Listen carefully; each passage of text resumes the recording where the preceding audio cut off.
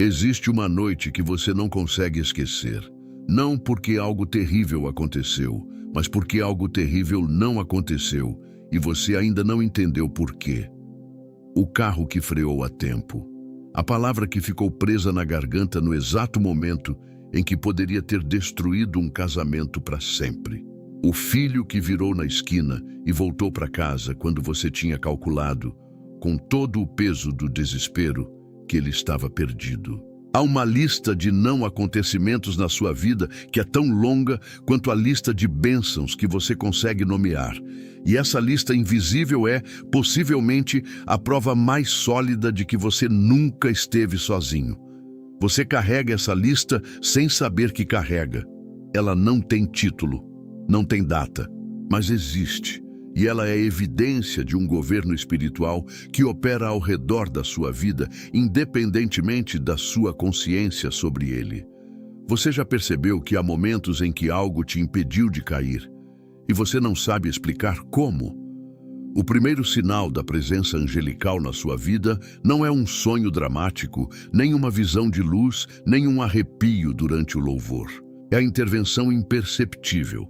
O desvio suave, o impedimento misterioso, a proteção que você só consegue avaliar quando para, olha para trás e faz a soma dos não acontecimentos. Há coisas que não te aconteceram e que todos os elementos presentes na situação indicavam que deveriam ter acontecido. Há acidentes que não ocorreram, há palavras que não chegaram aos ouvidos errados, há doenças que não progrediram como progrediriam. Há decisões que você estava prestes a tomar com toda a lógica racional do mundo a seu favor, e algo que você não conseguia nomear te freou. Você chamou de intuição, de bom senso tardio, de sorte, de sexto sentido.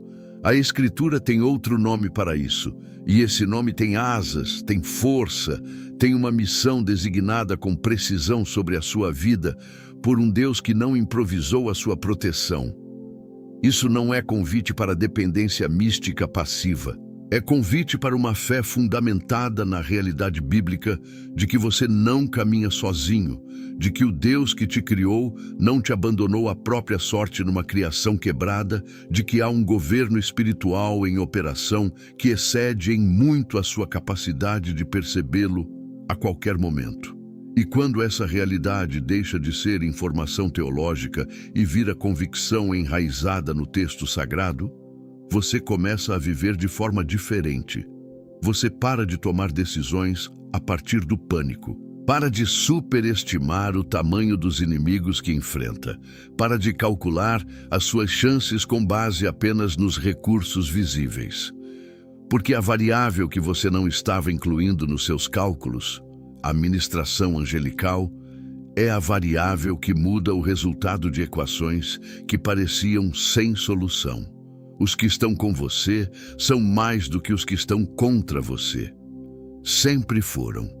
Você é que ainda não pediu que seus olhos fossem abertos para ver. Elias pediu a morte.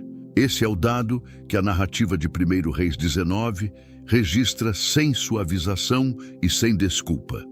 Um homem que havia chamado fogo do céu na presença de toda Israel, reunida no Monte Carmelo, que havia orado e a chuva voltou depois de 3 anos e meio de seca, que havia corrido à frente da carruagem do rei Acabe por uma distância que ultrapassa a capacidade física humana sustentada. Esse mesmo homem deitou debaixo de uma árvore de giesta no deserto do Neguebe e disse: "Já basta, Senhor. Tira a minha vida, pois não sou melhor do que meus pais." E dormiu. Não estou citando esse texto para romantizar a exaustão espiritual, nem para validar o desejo de morte como postura legítima de fé. Estou citando porque ele documenta algo sobre o caráter de Deus, que a nossa teologia do sucesso espiritual não consegue absorver com facilidade. Deus não abandonou Elias no ponto mais baixo da sua história. E não apenas não o abandonou, mandou um enviado. O que você esperaria que acontecesse a seguir? uma correção divina sobre a falta de perspectiva, um sermão sobre ingratidão à luz das vitórias do Carmelo, uma disciplina proporcional ao tamanho do fracasso? Nada disso ocorreu. Um anjo tocou nele, preparou pão e água e disse uma única frase: levanta-te e come. Não levanta-te e ora mais. Não levanta-te e lembra das vitórias que Deus te deu. Não levanta-te e para de ser fraco na fé. Levanta-te e come. Porque um homem que chegou ao limite da força não precisa primeiro de teologia, precisa de cuidado. E Deus enviou cuidado antes de enviar instrução. O versículo 7 registra que o anjo veio uma segunda vez. Tocou nele de novo. E dessa vez a frase foi diferente. Levanta-te e come, porque o caminho é longo demais para você. Na segunda visita chegou o propósito. Na primeira chegou apenas o cuidado. O cuidado precedeu o propósito, e esse sequenciamento não é acidental. É a ordem de Deus com pessoas no ponto de ruptura. Primeiro o toque, depois a comida, depois o caminho. E o caminho era longo, 40 dias a pé até o Horeb, o monte de Deus, onde Elias encontraria não o fogo, nem o terremoto, nem o vento, mas a voz mansa e delgada que vinha depois do estrondo. Você está no limite agora? Não estou perguntando sobre a sua teologia ou sobre o estado da sua vida devocional. Estou perguntando sobre o estado real da sua alma neste momento. O estado que você não descreve em célula, que não aparece no pedido de oração do domingo, que você administra sozinho debaixo da sua própria árvore de giesta.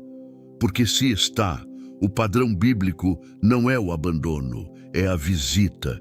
E a visita não começa com exigência, nem com diagnóstico, nem com lista de melhorias necessárias. Começa com toque. Agar entende essa realidade mais profundamente do que qualquer outro personagem no livro de Gênesis. E ela a entende de um lugar que torna o encontro ainda mais impossível de explicar pela lógica religiosa do seu tempo. Agar era egípcia, serva, mulher, estrangeira. 4 categorias que, sobrepostas, a tornavam completamente invisível nas estruturas de poder e de valor daquele mundo antigo. Ela foi usada como instrumento reprodutivo pelo plano humano de Abraão e Sarai, um plano que ignorou a promessa divina e tomou nas próprias mãos uma solução que gerou consequências que o mundo ainda carrega milênios depois. Quando Ismael nasceu e Sarai não suportou mais a presença do que ela mesma havia orquestrado, Agar foi expulsa, com o filho, para o deserto, com água suficiente para pouco tempo. Quando a água acabou, Agar colocou Ismael debaixo de um arbusto. Sentou a uma distância calculada, não aleatória, calculada, que não a obrigaria a ver a criança morrer. O texto hebraico de Gênesis 21 registra que ela levantou a voz e chorou, não orou, não declarou versículo, não invocou o nome de Deus, chorou. E então, Deus ouviu a voz do menino e o anjo de Deus chamou Agar dos céus e lhe disse: Que tens, Agar? Não temas, pois Deus ouviu a voz do menino no lugar onde ele está. No lugar onde ele está. Essa locução é teologicamente densa. Não no lugar onde deveria estar, não no lugar que eu aprovei para ele, no lugar onde estava, no chão de areia, desidratado, filho de uma mulher expulsa, fruto de um plano que a teologia religiosa daquele tempo não conseguia incluir na contagem dos que importavam para o propósito de Deus. E Deus ouviu o choro de uma criança nesse lugar exato e mandou um anjo. Depois disso, Agar faz algo que nenhum outro personagem faz em toda a extensão das Escrituras. Ela dá um nome a Deus. Não invoca um nome estabelecido pela tradição.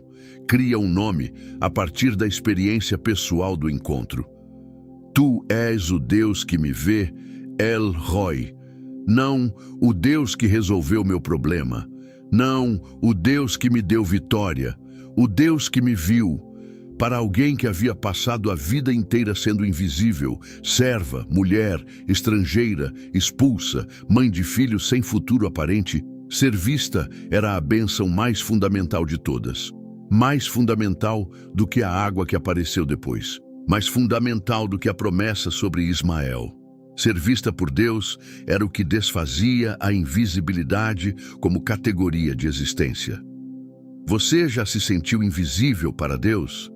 Não para as pessoas ao redor. Essa sensação é comum e compreensível. Para Deus. Já teve a suspeita de que a sua dor não é dramática o suficiente para justificar a atenção divina? Que há pessoas com problemas maiores, que Deus está ocupado com questões de maior envergadura histórica? O texto de Hagar é resposta direta a essa suspeita. Deus ouviu o choro de uma criança sem nome histórico, filho de uma mulher sem status religioso, num deserto que não deveria ter importância para o desenvolvimento do plano redentor, e mandou um anjo. O El Roi não faz triagem de urgência antes de agir. Ele vê. O que o anjo fez em seguida muda completamente a hermenêutica da provisão divina. Então Deus abriu os olhos de Hagar e ela viu um poço de água. O poço não foi criado naquele momento. O texto não diz que o anjo fez água brotar do nada. Diz que os olhos de Hagar foram abertos e ela viu o que já estava ali. A provisão estava presente antes da oração, antes do pranto, antes do encontro com o anjo. O desespero havia criado uma venda sobre os seus olhos que tornava impossível ver o que estava no campo de visão. Isso reposiciona completamente a forma de interpretar a sua própria crise. A provisão que você precisa pode já estar no seu campo de alcance, e a angústia que carrega está tornando você incapaz de percebê-la. O serviço do anjo, nessa narrativa, não foi trazer o que faltava. Foi abrir os olhos para o que já estava. E os olhos de Hagar foram abertos quando ela parou de chorar à distância e recebeu o chamado do mensageiro. Eliseu sabia dessa realidade melhor do que quase qualquer figura das Escrituras. Quando o exército sírio cercou Dotã durante a noite e o servo de Eliseu acordou de manhã e viu cavalos, carros de guerra e um exército posicionado ao redor da cidade inteira, voltou a Eliseu em pânico. Ai, meu senhor, e que faremos? A pergunta do servo é a pergunta de quem calcula com base apenas no que os olhos físicos alcançam. E os olhos físicos dele alcançavam apenas o inimigo. Eliseu não fez um discurso motivacional, não citou textos de guerra espiritual. Orou uma única frase: Senhor, abre os olhos dele para que ele veja. E o servo viu o monte cheio de cavalos e carros de fogo ao redor de Eliseu. A montanha não mudou. O exército sírio estava ali, com os mesmos números e o mesmo armamento. Mas ao redor de Eliseu havia outra realidade, mais numerosa, mais poderosa, impossível de ser neutralizada por cavalaria humana, que estava posicionada desde antes do cerco começar. A proteção não chegou quando a oração foi feita. A oração abriu os olhos para ver o que já estava em posição. E isso muda tudo sobre como você deve interpretar o momento em que está cercado. Você está cercado agora? Então, a primeira oração não é necessariamente a que pede que o inimigo recue. Pode ser a que pede que os seus olhos sejam abertos para a proteção que já está posicionada ao seu redor. Porque o que você consegue ver determina como você age, e você não pode agir a partir de uma realidade que os seus olhos ainda não alcançaram. Você já percebeu que há momentos em que algo te impediu de cair e você não sabe explicar como? O socorro que chegou quando você não esperava mais socorro não foi acidente de circunstância, foi serviço. Espíritos enviados para servir os herdeiros da salvação, cumprindo a missão de abrir olhos que o desespero havia fechado. O anjo vai tocar em você antes de falar, antes do propósito, o cuidado, antes do caminho, a força para levantá-lo. A terceira realidade que a Escritura estabelece sobre a ministração angelical é a que mais pessoas negligenciam, porque acontece dentro de 4 paredes, no espaço que consideramos mais comum, mais ordinário, mais distante do sagrado. E é exatamente por isso que ela precisa ser dita com clareza. Quando os anjos chegaram a Sodoma em Gênesis 19, a primeira ação deles foi aceitar a hospitalidade da casa de Ló. Ele estava sentado à porta da cidade. A posição de quem observa, de quem recebe, de quem ainda mantém algum compromisso com a ética da hospitalidade num ambiente que havia abandonado quase tudo mais. Quando viu os dois, inclinou-se até o chão. Os chamou para dentro. Preparou comida. A mesa foi posta.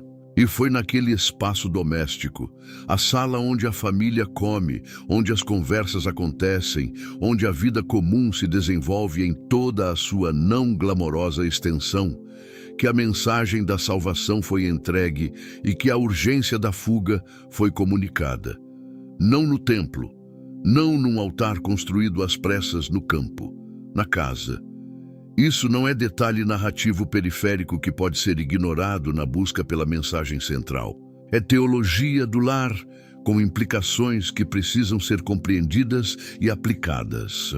A presença angelical nas Escrituras tem uma relação específica e recorrente com o espaço doméstico.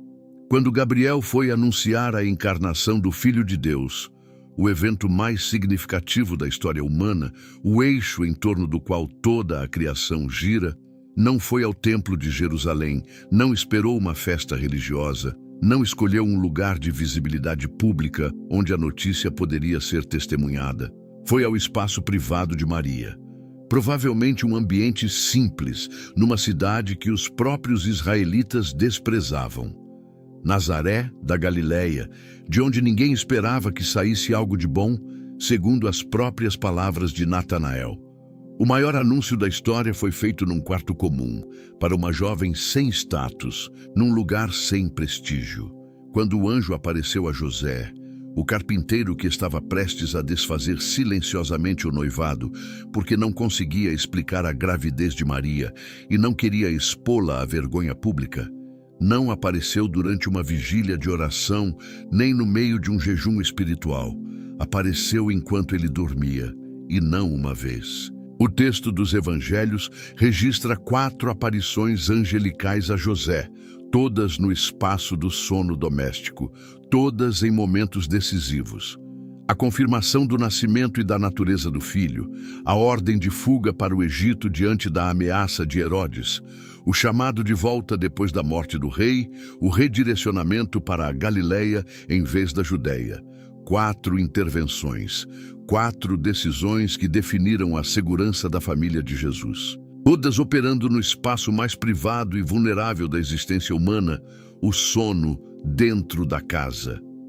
O anjo não operou a partir do templo, operou a partir do quarto. Mas há uma condição que o texto bíblico não deixa implícita e que precisa ser nomeada com precisão, porque sem ela, essa doutrina vira superstição doméstica vazia de responsabilidade. Quando Josué estava às portas de Jericó, preparando-se para a primeira batalha na terra prometida, um ser apareceu diante dele com uma espada desembainhada. Josué era guerreiro treinado. Fez a pergunta que qualquer militar faria: és dos nossos ou dos nossos adversários? A resposta foi desconcertante: não, sou o príncipe do exército do Senhor. Não estava do lado de Josué por solidariedade étnica ou religiosa. Não estava automaticamente alinhado com Israel, porque Israel era o povo da promessa. Estava do lado do Senhor dos Exércitos, e a instrução imediata que deu a Josué foi uma ordenança de santidade antes de qualquer instrução militar. Tira o calçado dos teus pés, porque o lugar em que estás é santo. A presença do príncipe do exército do Senhor santificava o lugar, e o lugar exigia a postura de quem reconhece que está na presença do que é maior. A cobertura angelical não é automática para quem tem uma identidade religiosa. É prometida a quem habita, A linguagem do Salmo 91 usa o verbo habitar, não o verbo visitar, no esconderijo do Altíssimo. Habitar é diferente de frequentar. Habitar é fazer do espaço de Deus o seu espaço permanente, não o lugar para onde se vai em emergência e do qual se sai quando a crise passa. O que isso significa para a sua casa concretamente? Significa que há uma diferença espiritual real, não apenas simbólica ou sentimental, entre uma casa onde Deus é reconhecido no cotidiano e uma casa onde Ele é invocado apenas nas crises. Não estou falando de performance religiosa. A Escritura não está pedindo que você ore em voz alta em todos os cômodos ou que coloque textos bíblicos em cada parede. Está falando de uma orientação fundamental do lar, uma direção que determina quem governa aquele espaço, quais valores estruturam as relações, o que entra e o que sai, o que é tolerado e o que é resistido, o que entra pela sua porta. Não apenas em termos de presença física, mas de conteúdo que alimenta a mente e o coração dos que habitam aquele espaço. As conversas que você permite e as que você encerra. O entretenimento que governa as horas livres. Os hábitos que você mantém quando ninguém de fora está observando. O clima emocional que você, como pai ou mãe, ou cônjuge ou filho mais velho, estabelece com a forma como você reage sob pressão dentro daquelas paredes. Uma casa onde há palavra sendo lida, não necessariamente em devocionais formais e ritualísticos, mas de forma real, onde as perguntas que a vida faz são levadas ao texto sagrado para serem respondidas. Tem uma atmosfera espiritual diferente de uma casa onde a Bíblia só é aberta na reunião de culto. Uma casa onde a oração acontece em voz audível o suficiente para que os filhos ouçam e saibam que os pais realmente falam com alguém quando oram. Essa casa está construindo nos filhos uma teologia da presença de Deus que nenhuma escola dominical consegue produzir isoladamente. Uma casa onde o perdão é praticado porque se entende que a raiz de amargura não exposta contamina o ambiente inteiro.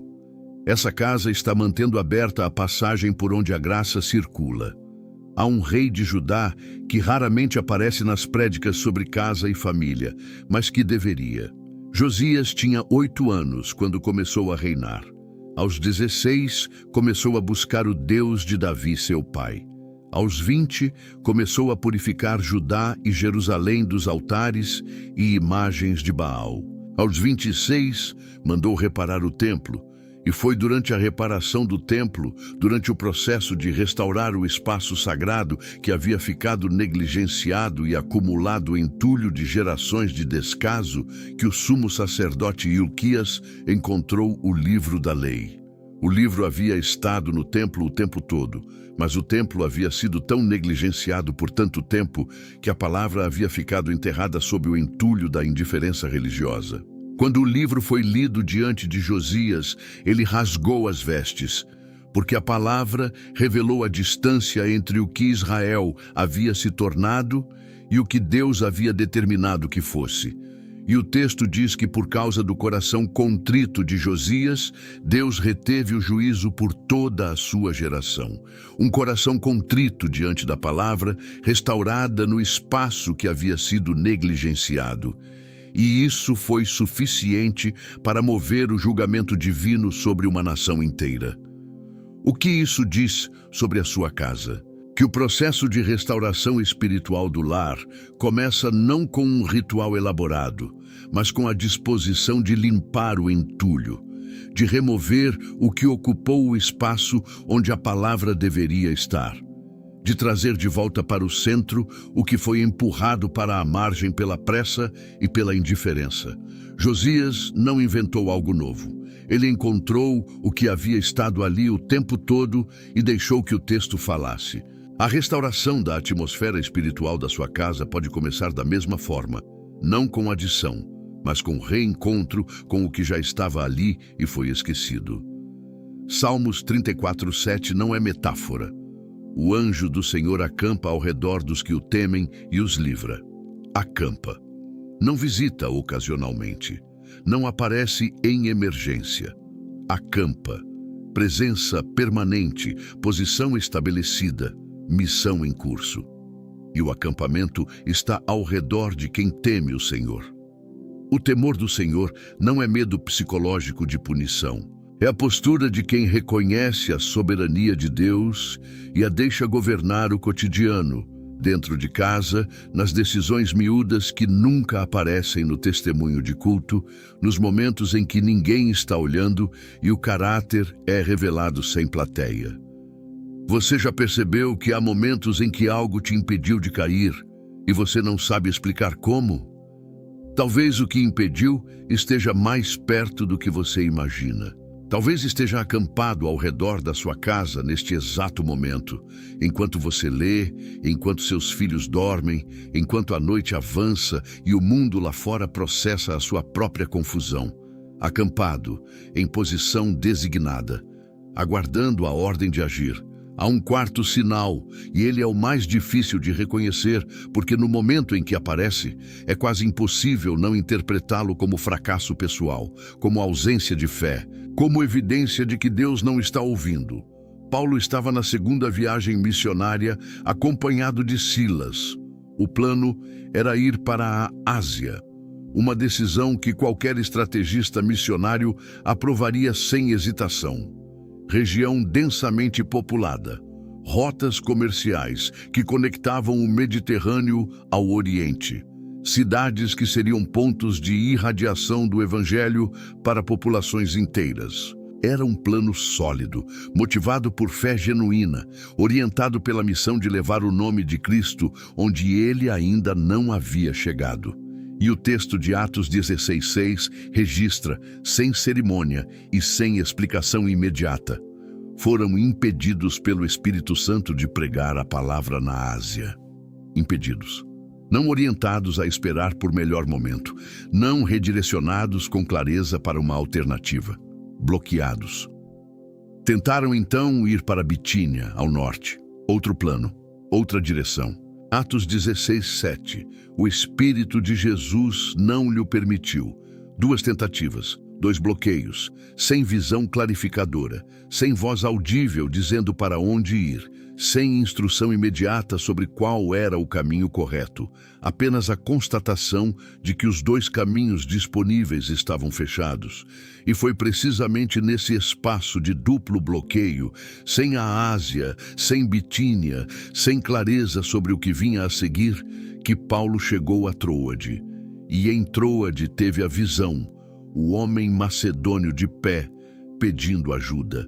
E no dia seguinte, embarcaram para a Macedônia, a Europa. Filipos, Tessalônica, Bereia, Atenas, Corinto. O Evangelho entrando num continente inteiro que moldaria a trajetória do cristianismo pelos próximos 2 milênios. A visão de Troade só existiu porque os 2 planos anteriores foram bloqueados. O desvio era o destino, o impedimento era o caminho. Agora transporte esse padrão para a sua própria vida e seja honesto com o que encontra. O negócio que não fechou depois de meses de negociação e de toda a lógica financeira indicar que era a decisão certa. A relação que não se concretizou, apesar do investimento emocional e do alinhamento aparente de valores. O emprego para o qual você estava mais do que qualificado e que foi dado para outro candidato por razões que nunca ficaram claras. O projeto que travou sem razão técnica identificável. A mudança de cidade que você havia planejado e que encontrou obstáculo após obstáculo até ser abandonada. Há uma lista de portas fechadas na sua história que você carrega como registro de fracasso e que pode ser, quando relida com os olhos certos, um registro de proteção providencial. Não porque toda porta fechada seja bloqueio angelical. Há portas que fecham por negligência, por pecado, por ausência de diligência humana, e essas precisam de diagnóstico honesto e correção de rota. Mas há portas que fecham porque o que está do outro lado delas te destruiria de formas que você não tinha como calcular no momento da tentativa. A história de Balaão, em Números 22, é o retrato mais vívido desse princípio em toda a narrativa bíblica. Balaão era um profeta com uma reputação que havia chegado ao rei Balaque da Moabe. Sei que aquele que tu abençoas é abençoado, e aquele que tu amaldiçoas é amaldiçoado. Balaque queria que Balaão amaldiçoasse Israel. Enviou príncipes com honrarias e com promessa de grande recompensa. Balaão consultou Deus e recebeu instrução clara. Não iria, não amaldiçoaria, porque Israel era bendito. Os príncipes voltaram sem ele. Balaque mandou príncipes mais ilustres, com promessa ainda maior. E aqui está o problema de Balaão. Ele foi consultar Deus de novo, como se a recusa divina fosse uma posição negociável diante de oferta suficientemente generosa. Deus disse que ele podia ir, mas que só faria o que Deus lhe dissesse.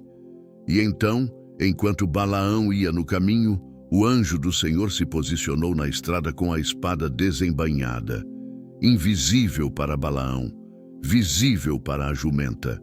A jumenta desviou para o campo. Balaão bateu nela para fazê-la voltar para a estrada. O anjo se posicionou num caminho estreito entre vinhas, com muro de ambos os lados. A jumenta se encostou na parede e esmagou o pé de Balaão. Ele bateu nela de novo. O anjo se posicionou num lugar tão estreito que não havia como desviar nem para a direita nem para a esquerda. A jumenta se deitou debaixo de Balaão. Ele bateu nela pela terceira vez. 3 desvios, 3 espancamentos. E então Deus abriu a boca da jumenta. E o animal falou com a exasperação compreensível de quem foi batido 3 vezes por estar obedecendo. Que te fiz eu para que me batesses estas 3 vezes? E Deus abriu os olhos de Balaão. E ele viu o anjo com a espada desembainhada. E o anjo disse: por que bateste na tua jumenta estas 3 vezes? Eu saí como adversário teu, porque o teu caminho é perverso diante de mim. A jumenta me viu e se desviou de mim estas 3 vezes. Se ela não se tivesse desviado, eu te teria matado agora, mas a ela teria deixado viver. O animal que Balaão espancava por resistência estava salvando a sua vida. A recusa que ele interpretava como obstáculo era a proteção de Deus sobre um homem que ia no caminho errado com motivação errada. A misericórdia divina era larga o suficiente para guardar até quem ia na direção contrária, usando um meio que Balaão considerava muito inferior para ser instrumento de revelação. Deus usa meios que você considera inferiores. A resistência do cônjuge ao seu plano pode ser o instrumento da sua proteção. A negativa do banco pode ser o impedimento que vai te salvar de uma dívida que destruiria a sua família nos próximos 5 anos. A doença que te tirou de uma viagem pode ser o desvio que te impediu de estar no lugar errado, na hora errada. Isso não é fatalismo que paralisa, é providência que liberta. Porque te diz que o Deus que governa não está improvisando e que os bloqueios que encontras têm autor e têm propósito mesmo quando não tem explicação imediata. Mardoqueu ficou de pé quando todos se curvavam diante de Amã. Os outros servos foram a ele repetidas vezes, perguntando por que desobedecia o mandamento do rei. Ele não respondia, ou quando respondia, dizia apenas que era judeu, como se a identidade étnica fosse explicação suficiente. Mas havia algo mais fundo do que tradição étnica nessa recusa. Havia uma orientação interior que resistia a uma transferência de lealdade que Mardoqueu não conseguia articular completamente em palavras, mas que governava a ação com uma firmeza que nenhuma pressão social conseguia dobrar. Amã ficou furioso, e a fúria de Amã não ficou limitada a Mardoqueu. Quando soube que ele era judeu, decidiu que não valia a pena eliminar apenas um homem. Planejou o extermínio de todos os judeus no Império de Assuero. Um genocídio de escala imperial, planejado com precisão burocrática, com data marcada por sorteio, com decreto selado com o anel do rei. A recusa de um homem em se curvar havia gerado uma ameaça sobre um povo inteiro. E então a cadeia se desdobra com a lógica inescapável da providência que opera através de seres humanos que não sabem o tamanho do que estão fazendo. Mardoqueu foi a Ester. Ester resistiu primeiro, porque entrar na presença do rei sem ser chamada era pena de morte. Mardoqueu respondeu com a frase que toda a narrativa havia construído para que pudesse ser dita naquele momento. Quem sabe se não foi precisamente para um momento como este que chegaste à posição de rainha? Ester foi. Fez 2 banquetes antes de revelar o pedido. Uma paciência tática que desconcerta pelo contraste com a urgência do momento. E na hora certa, na presença do rei e de Amã, revelou o que estava sendo tramado. Amã foi executado na mesma forca que havia preparado para Mardoqueu. O decreto foi revertido. O povo foi salvo. Tudo isso porque um homem não se curvou.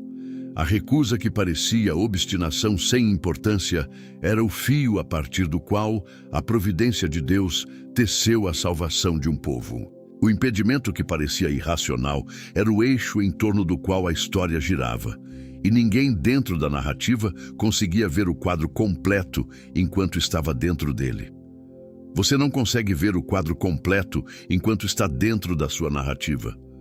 Isso não é fraqueza de fé, é condição humana.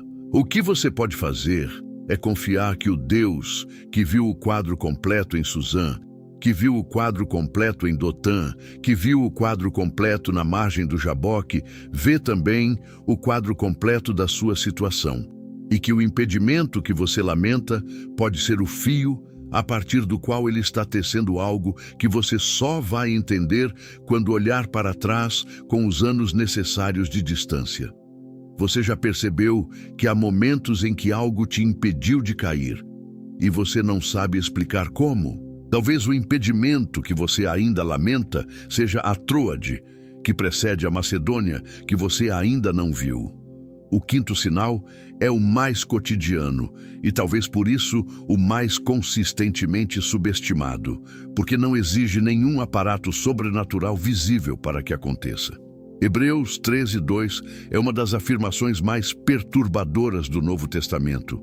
E é perturbadora não pela intensidade dramática, mas pela ordinariedade desconcertante. Não vos esqueçais da hospitalidade para com os estranhos, porque por ela alguns, sem o saber, hospedaram anjos.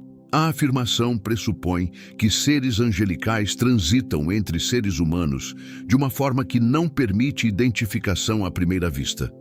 Não há sinal luminoso. Não há halo visível. Não há diferença perceptível de aparência entre um mensageiro de Deus e um ser humano que precisa de abrigo, de escuta, de uma palavra no momento certo, de um copo de água numa tarde quente. O único elemento que os distingue é invisível ao olho não treinado. E o texto implica que o olho humano raramente está treinado o suficiente para a distinção. Isso é coerente com o padrão narrativo que atravessa toda a Escritura. Quando os anjos foram a Sodoma, Ló não percebeu imediatamente quem eram, apenas seguiu o imperativo da hospitalidade que governava a cultura daquele tempo e daquele lugar. Quando o anjo do Senhor apareceu a Gedeão, ele estava debulhando trigo escondido dentro de um lagar, usando o espaço de pisar uvas para debulhar grãos, porque o lagar era fundo o suficiente para esconder a atividade dos midianitas que roubavam a colheita. Não havia nada de heróico na posição de Gedeão. E o ser se sentou embaixo de uma árvore, como alguém que descansava numa tarde comum, e começou uma conversa que Gedeão não sabia que mudaria o curso da história de Israel. Quando o anjo apareceu a Manoa e sua esposa, eles chegaram a perguntar o nome dele, e ele respondeu que era inefável, palavra que a Bíblia usa para descrever o que está além da capacidade humana de nomear. Só quando o ser acendeu na chama do sacrifício é que Manoa entendeu com quem havia conversado durante toda aquela tarde e disse à mulher: Certamente morreremos, porque vimos a Deus. O padrão é consistente ao longo de séculos e de culturas distintas. O reconhecimento não é imediato. A visitação se dá no espaço da conversa comum, do encontro não agendado, da presença que não tem nada de espetacular no primeiro contato. E somente à medida que o encontro se desenvolve, ou somente depois que termina, é que o peso do que aconteceu se torna perceptível. Isso muda completamente a forma como você deve olhar para os encontros que parecem ordinários. O estranho num corredor de hospital que disse exatamente a palavra que você precisava ouvir naquele momento específico. E quando você se virou para agradecê-lo, ele não estava mais ali. O homem que parou na beira de uma estrada deserta quando o seu carro quebrou e te ajudou com uma eficiência e uma calma que contrastavam com toda a lógica daquela situação de pressão e que foi embora sem nome, sem aceitar qualquer recompensa, sem deixar rastro verificável. A mulher sentada ao lado de você num voo que falou algo sobre Deus, que reposicionou uma questão que você carregava há meses, e que ao final do voo simplesmente não apareceu, nem na fila de desembarque, nem na esteira, nem no corredor do aeroporto. A criança que fez uma pergunta durante uma visita de cortesia que, sem saber, formulou, em palavras simples, o diagnóstico exato de um problema que você não conseguia articular para nenhum conselheiro experiente. Não estou dizendo que todo encontro inesperado é necessariamente um anjo em forma humana.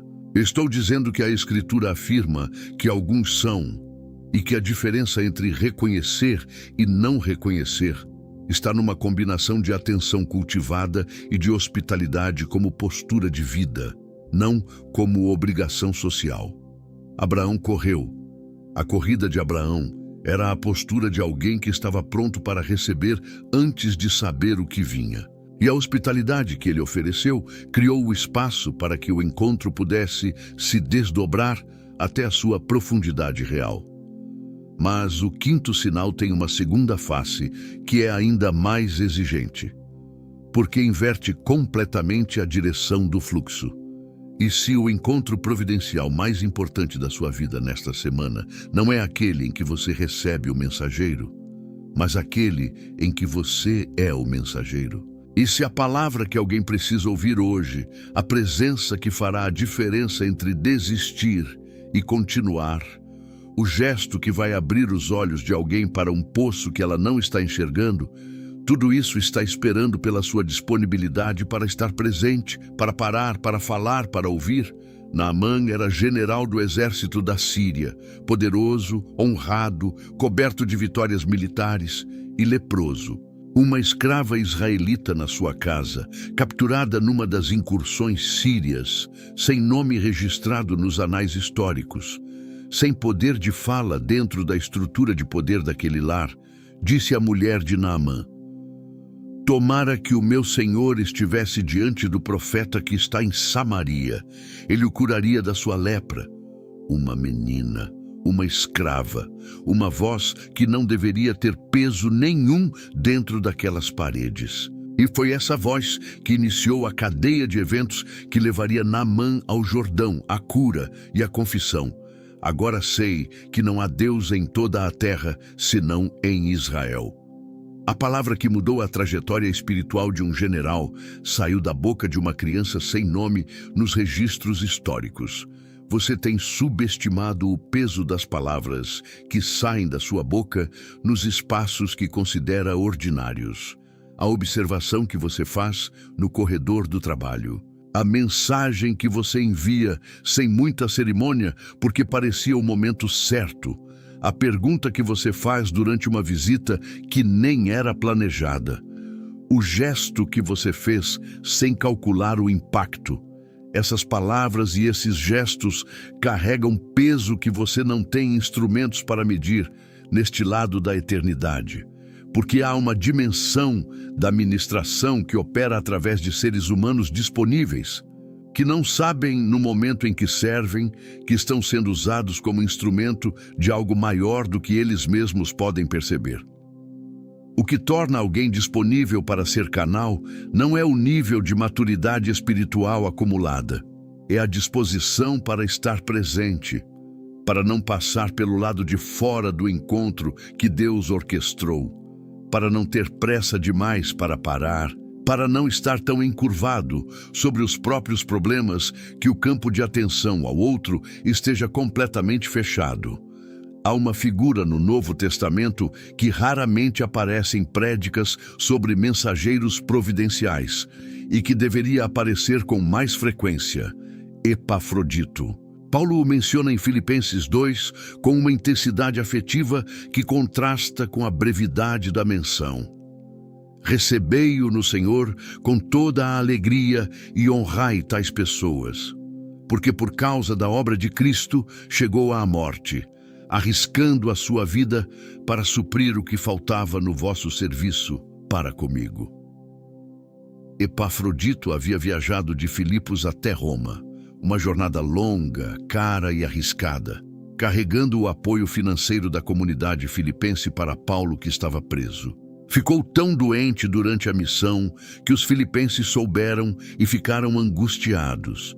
E Paulo diz algo revelador: Deus teve misericórdia dele, e não só dele, mas também de mim, para que eu não tivesse tristeza sobre tristeza.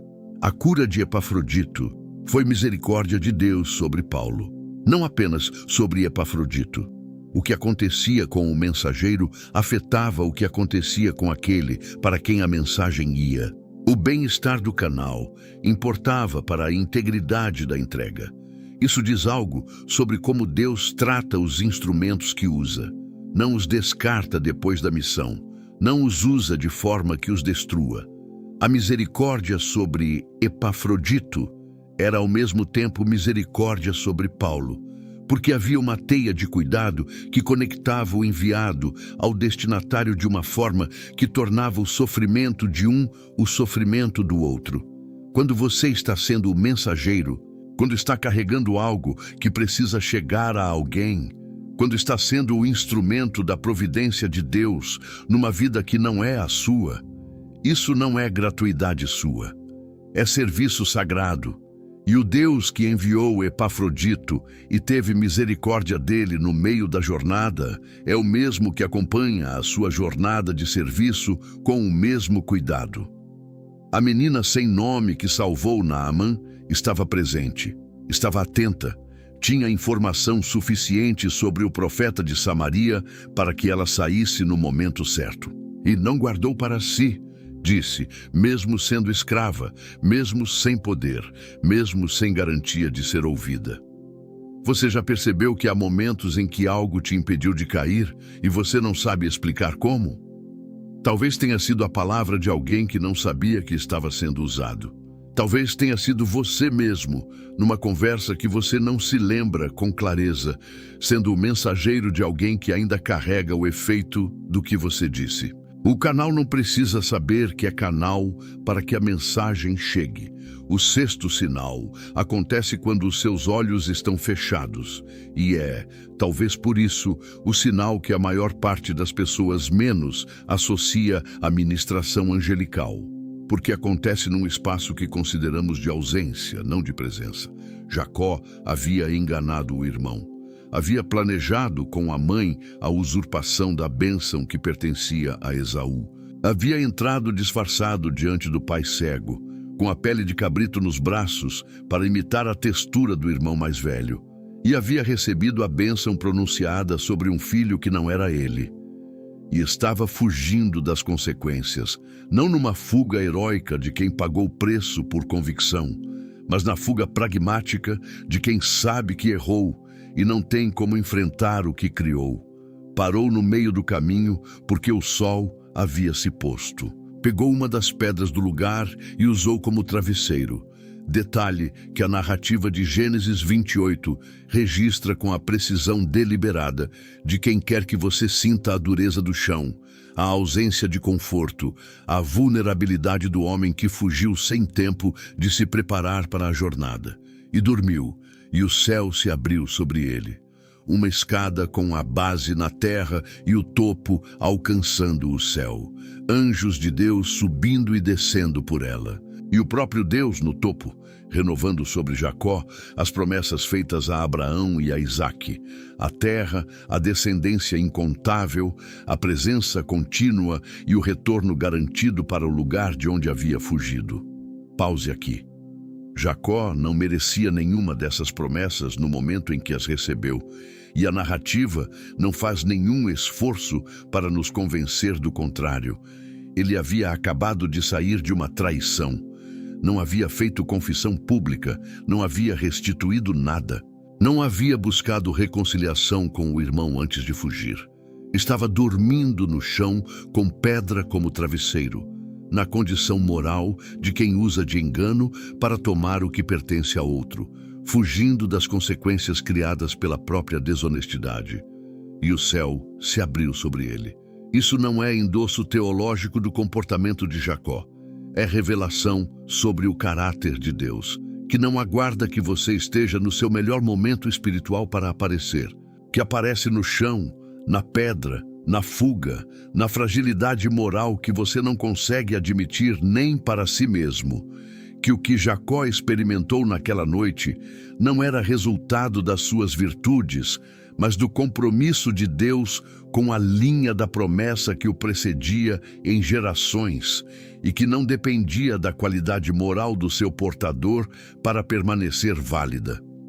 Quando Jacó acordou, disse: "Certamente o Senhor está neste lugar e eu não o sabia." Essa é a frase mais honesta de toda a narrativa de Jacó. Não a mais espiritual, a mais honesta. Porque ele não sabia. Havia dormido achando que estava sozinho com a culpa e o medo, num lugar sem nome e sem história sagrada. E acordou sabendo que a presença de Deus havia estado ali durante todo o tempo em que ele estava inconsciente. A visitação angelical aconteceu independentemente da sua consciência. O sexto sinal, então, é a intervenção divina, mediada por mensageiros angelicais, no espaço do sono, da vulnerabilidade noturna, do momento em que as suas defesas conscientes estão completamente baixas. Este é padrão consistente nas Escrituras, não experiência isolada. José, filho de Jacó, herdeiro do mesmo sangue, portador da mesma linha de promessa, recebeu as revelações que governariam a sua vida inteira no espaço dos sonhos. 2 sonhos aos 17 anos que os irmãos e o próprio pai interpretaram como arrogância juvenil, que se cumpriram com uma precisão de décadas que só a soberania de Deus sobre o tempo pode produzir. O sonho não era produto da mente processando os desejos conscientes de José, era comunicação de uma realidade futura que ele não tinha como construir com os seus próprios recursos e que dependia de uma cadeia de eventos que começaria com a traição dos próprios irmãos. Em Babilônia, Daniel recebeu no espaço da noite a interpretação do sonho de Nabucodonosor quando toda a classe dos sábios do império havia falhado. Orou com os 3 amigos. E o mistério foi revelado a Daniel numa visão de noite. O acesso ao que estava escondido veio no espaço da vulnerabilidade noturna. Pedro foi libertado da prisão enquanto dormia, com tanta profundidade que o anjo teve que golpeá-lo no lado para acordá-lo. E mesmo acordado, Pedro não acreditou que o que estava acontecendo era real. Pensava que estava tendo uma visão. A libertação parecia sonho, mas há uma distinção que o texto bíblico faz com seriedade e que, se ignorada, transforma uma doutrina sólida em terreno fértil para auto-engano e ilusão espiritual, que pode ser genuinamente perigosa. Nem todo sonho é comunicação divina. Nem toda experiência noturna intensa, por mais vívida que seja, é ministração angelical. Eclesiastes 5:3 é direto e não tem interesse em nos poupar. O sonho vem da muita ocupação. A mente sobrecarregada, que não conseguiu processar durante o dia o que a pressionou, vai processar durante a noite. E o produto desse processamento pode ser intenso, pode ter conteúdo religioso, pode gerar sensações poderosas ao despertar e não ser nenhuma forma de revelação divina. Jeremias 23 contém alguns dos avisos mais severos de toda a Escritura contra profetas que confundiam os seus próprios sonhos com a palavra de Deus e guiavam o povo para longe da verdade com base nessa confusão. Profetizam a você visões mentirosas e vaidades e enganos do próprio coração. O coração humano é capaz de produzir no espaço do sonho conteúdo que parece profético e é apenas projeção. A distinção que a Escritura oferece não é sempre fácil de aplicar, mas é real e é necessária. O sonho que vem de Deus, no padrão bíblico, produz ao despertar uma orientação que se alinha com a palavra escrita, não que a substitui, não que a contradiz, não que acrescenta doutrina nova, além do que o cânon já estabeleceu, mas que confirma, especifica e aplica o que já está no texto. Produz chamado para a obediência concreta, não promessa de bênção sem condição. E produz, quase invariavelmente, o que Jacó sentiu ao despertar: o temor. Como é terrível este lugar! Não de como foi belo, não de como me senti em paz e confortado. Terrível, porque a aproximação genuína de Deus, mesmo em graça, mesmo em promessa, produz antes a consciência da distância entre o finito e o infinito, entre o pecador e o santo. Se você tem passado por noites difíceis, não no sentido de sonhos dramáticos, mas no sentido da insônia que revela o que o barulho do dia esconde, da ansiedade que cresce quando a casa silencia e os filhos dormem e você fica acordado sozinho com os pensamentos, a pergunta que o texto de Jacó sugere não é como eu durmo melhor.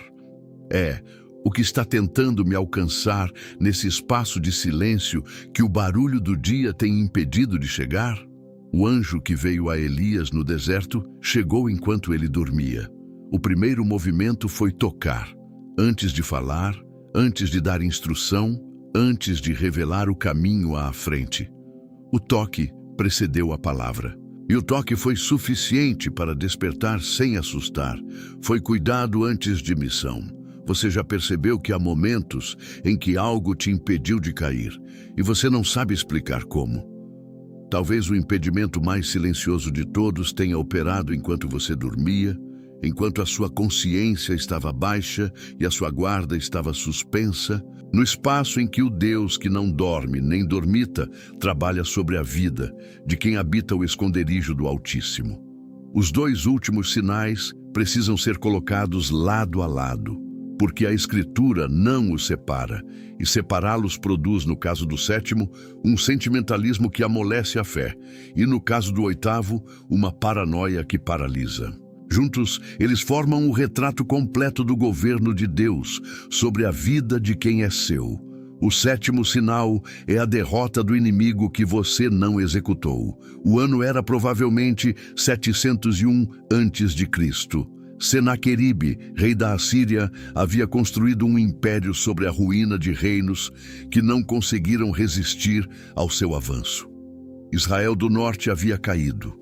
Aram havia caído. Os reinos ao redor da Judéia haviam caído.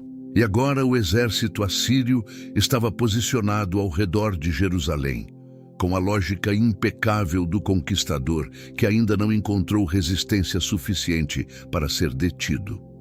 O comandante assírio, o Rabshaquer, subiu e falou em hebraico, deliberadamente para que o povo na muralha ouvisse e o medo se espalhasse antes da batalha começar.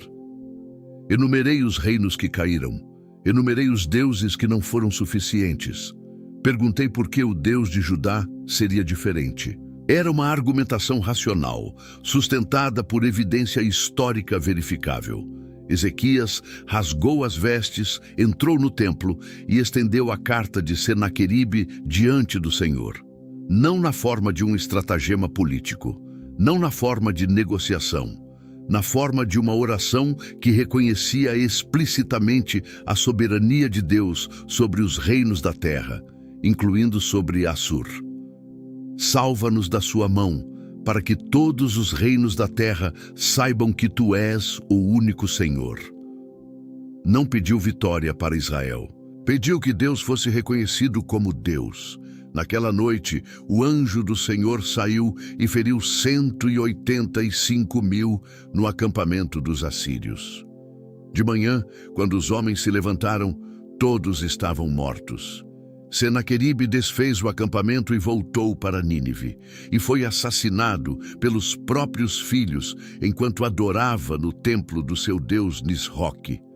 Um único anjo, uma única noite, um exército inteiro, sem batalha, sem estratégia militar de Israel, sem nenhuma intervenção humana visível. Agora, antes de continuar, pare. Há guerras na sua história que você não venceu por habilidade e que você nunca parou para nomear como o que foram. Há situações que deveriam ter te destruído e não destruíram.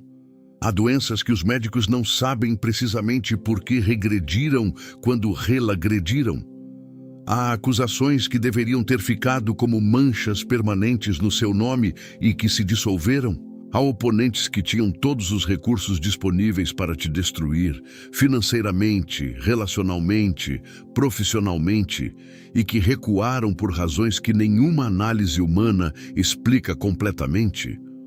A vitória que você nunca nomeou como vitória porque chamou de sorte, ela tem autor.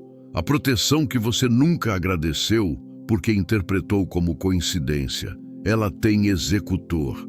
E o Salmo 34:7, que afirma que o anjo do Senhor acampa ao redor dos que o temem e os livra, não está fazendo promessa sobre o futuro apenas. Está descrevendo o que tem acontecido ao redor da sua vida desde que você pertence ao Senhor. Nomeie. Documente. Agradeça com especificidade, porque o reconhecimento honesto e detalhado da proteção passada é o que fortalece a fé diante da ameaça presente. Ezequias entrou no templo e estendeu a carta. Ele apresentou o problema específico diante de um Deus específico que havia agido especificamente no passado. Essa especificidade não é piegas, é o oposto do clichê religioso. É a recusa de falar de Deus em termos genéricos, quando o Deus que você conhece agiu em datas e lugares concretos da sua história. O oitavo sinal, porém, é onde a maioria das pessoas prefere não ir, porque é desconfortável demais para caber nos formatos habituais de mensagem de bênção. Há uma presença que não vem para te confortar, vem para te confrontar. E esse confronto é, em si mesmo, forma de graça, a mais exigente das graças, a que custa mais receber, mas a que produz a transformação mais profunda. Jacó estava sozinho na margem do Jaboque. Havia mandado a família e os rebanhos para o outro lado, e um ser lutou com ele até o amanhecer. A narrativa de Gênesis 32 não suaviza a natureza do encontro. Não foi visão contemplativa, foi luta física, luta de verdade, luta que gerou lesão permanente. O ser viu que não prevalecia contra Jacó e tocou no encaixe do seu quadril. O nervo foi deslocado e Jacó, com o quadril fora do lugar, ainda não soltou. Não te deixarei ir se não me abençoares. Essa frase no ponto de máxima dor é o ponto de virada de toda a narrativa de Jacó. Não é a bênção que veio depois que é o clímax da cena. É a recusa de soltar no momento em que soltar seria compreensível, justificável, até prudente. Porque Jacó havia aprendido, no chão do Jaboque, com o quadril deslocado e o sol começando a aparecer, que a bênção não estava na fuga, nem na negociação estratégica, nem no disfarce. Estava no encontro, e o encontro custava. O ser perguntou o seu nome. E essa era uma pergunta muito mais pesada do que parece, porque no mundo semítico, o nome não era apenas identificação. Era diagnóstico de caráter, era a essência comprimida da história de uma pessoa. Yaakov, o que agarra pelo calcanhar, o que suplanta, o enganador. Ao dizer o próprio nome, Jacó estava confessando não apenas a sua identidade, estava confessando a sua estratégia de vida inteira. Estou dizendo quem sou, e você já sabe quem sou. E o ser trocou o nome, Israel, porque lutaste com Deus e com os homens, e prevaleceste. De enganador para lutador de Deus. De quem agarra pelo calcanhar para quem agarra o anjo pela persistência dentro da dor. A mudança de nome não era reconhecimento de vitória sobre o ser. Era reconhecimento de que Jacó havia passado por algo que o tornava irreversivelmente diferente do que era antes do Jaboque. A marca ficou no corpo.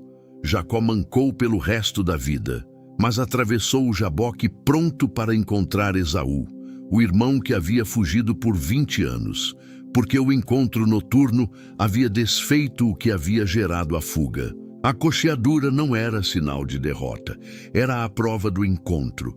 Era o testemunho permanente de uma noite em que Deus entrou na vida de um enganador e saiu com um Israel. Há uma ferida na sua vida que você carrega como vergonha, uma limitação, uma cicatriz, uma área onde você nunca recuperou completamente o que havia antes. E o que o texto de Jacó diz a você é que essa ferida pode ser, quando lida com os olhos certos, a marca do encontro mais significativo que você já teve com Deus. Não a marca do que o inimigo fez, a marca de uma noite em que Deus entrou de uma forma que você não pediu, não agendou, não queria e que deixou o quadril fora do lugar, mas trocou o nome. A ferida que Deus permite é diferente da ferida que o inimigo inflige. A ferida que Deus permite tem propósito de transformação de identidade. Não te deixa destruído, te deixa diferente, com passo diferente, com nome diferente, com uma história que só pode ser contada por quem lutou dentro da dor, sem soltar. Você já percebeu que há momentos em que algo te impediu de cair, e você não sabe explicar como? Talvez o que pareceu queda tenha sido encontro. Talvez a ferida que você carrega seja a marca do Jaboque. A prova de que você esteve suficientemente perto para ser tocado e suficientemente persistente para não soltar. O texto de Hebreus 1:14 fecha tudo o que foi dito aqui. Não como encerramento teológico elegante, mas como promessa diretamente aplicada à sua vida neste exato momento. Não são todos eles espíritos ministradores enviados para servir àqueles que hão de herdar a salvação?